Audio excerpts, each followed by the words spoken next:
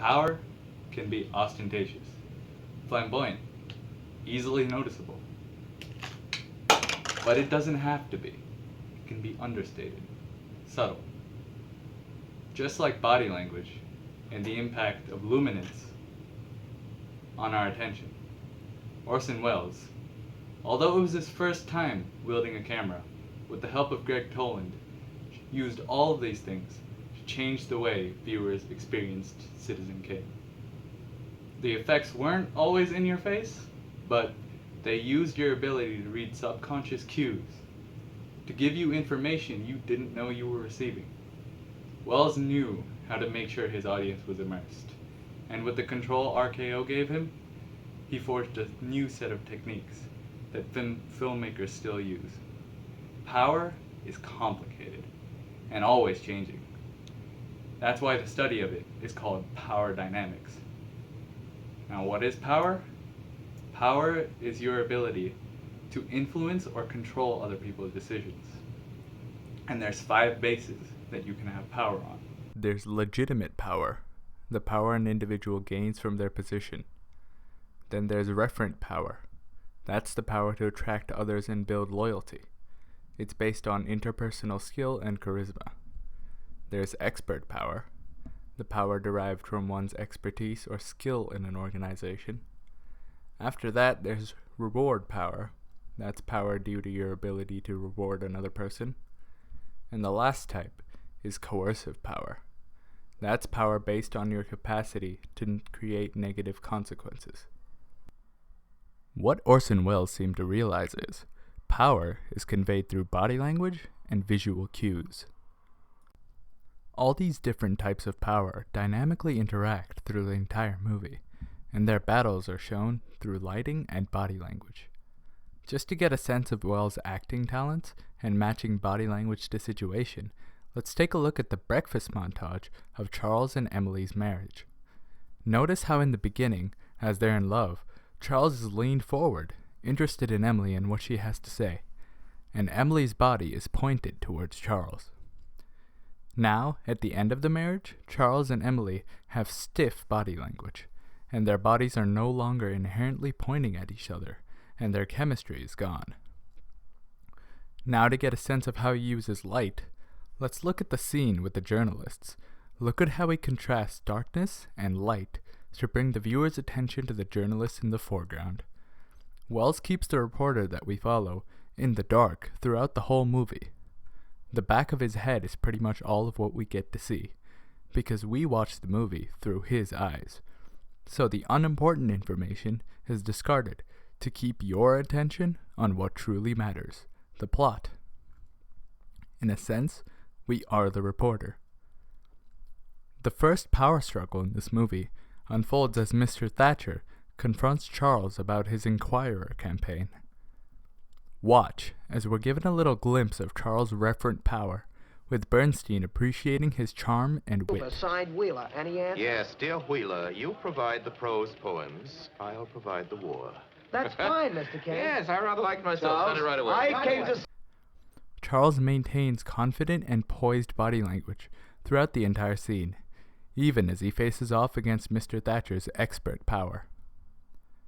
Now Charles also displays opposing expert power as he lets Thatcher know that he has extensive knowledge of his shares. Stockholders in the Public Transit Company. The trouble is you don't realize you're talking to 2 people. As Charles Foster Kane, who owns 82,364 shares of Public Transit Preferred, you see, I do have a general idea of my holdings. Charles' body language grows more expensive here, and he stands up to challenge Thatcher directly. Kane is portrayed as bigger and taller than any other character in this movie, and that's a deliberate choice. From fish to reptiles to mammals, power is expressed through size and the perception of size through body language. So, who wins this battle? As we end this battle, we're reminded that this is from Thatcher's point of view, from his manuscript, and the scene fades away.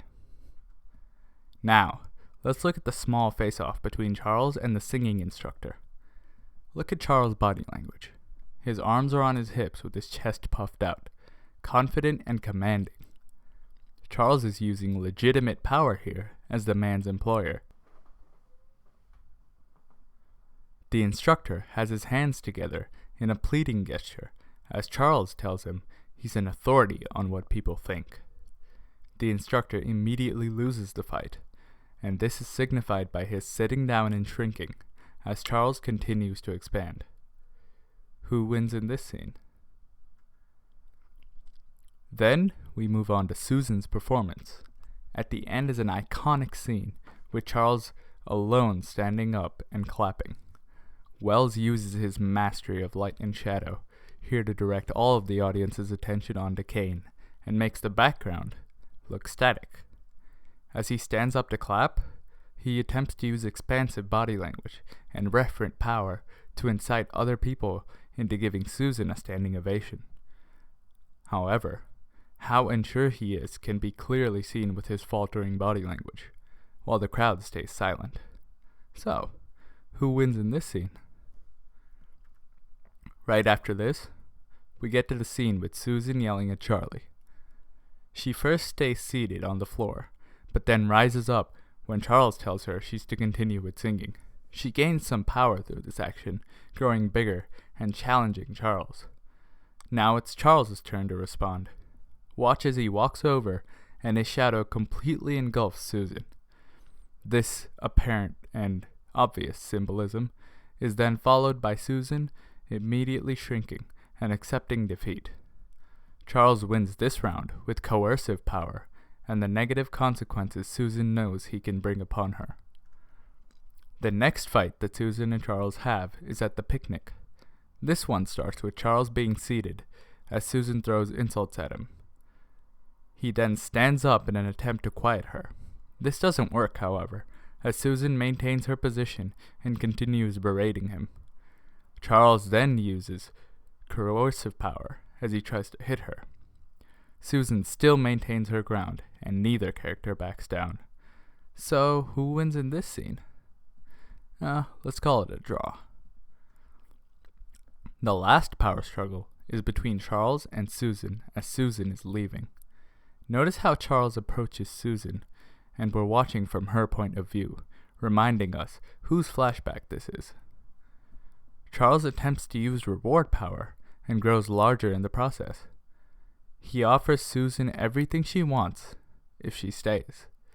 But in this, Charles also gives Susan legitimate power as he accepts his vulnerability to her decision. Susan then takes this power and leaves.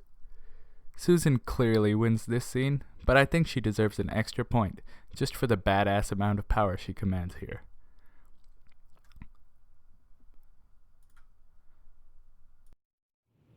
So throughout Citizen Kane, we see Charles engaging in power struggles with all the other characters around him. These power struggles mimic what you can see in everyday life. Look around, watch body language, and how people manipulate power in their struggles, and ask yourself, who won this scene? Thanks for watching.